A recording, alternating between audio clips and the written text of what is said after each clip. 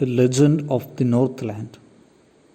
Away, away in the Northland, where the hours of the day are few and the nights are so long in winter that they cannot sleep them through, where they harness the swift reindeer to the sledges when it snows, and the children look like bears' cubs in their funny furry clothes.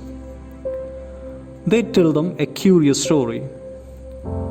I don't believe it's true, and yet you may learn a lesson if I tell the tale to you. Once, when the good Saint Peter lived in the world below and walked about it, preaching just as he did,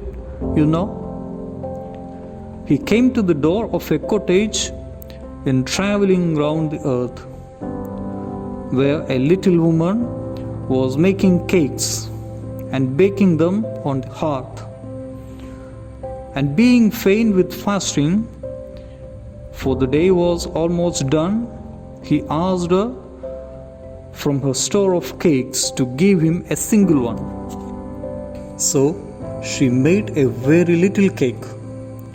But as it baking lay, she looked at it and thought it seemed too large to give away.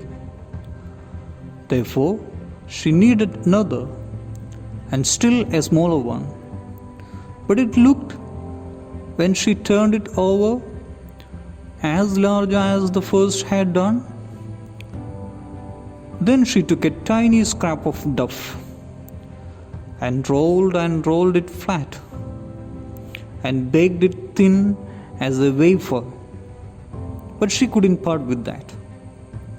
For she said, "My cakes that seem too small when I eat of them myself are yet too large to give away."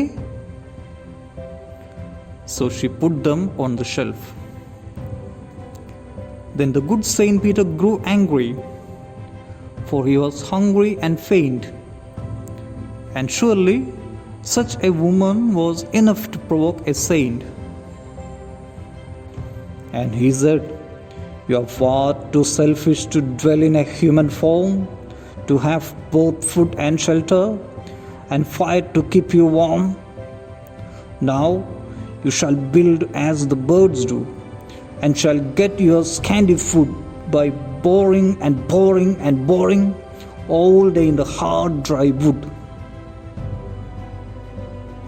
Then up she went through the chimney, never speaking a word, and out of the top flew a woodpecker, for she was changed to a bird. She had a scarlet cap on her head, and that was left the same, but all the rest of her clothes were burnt black as a coal in the flame. And every country school boy has seen her in the wood, where she lives in the tree till this very day, boring and boring for food. Phoebe, Cary.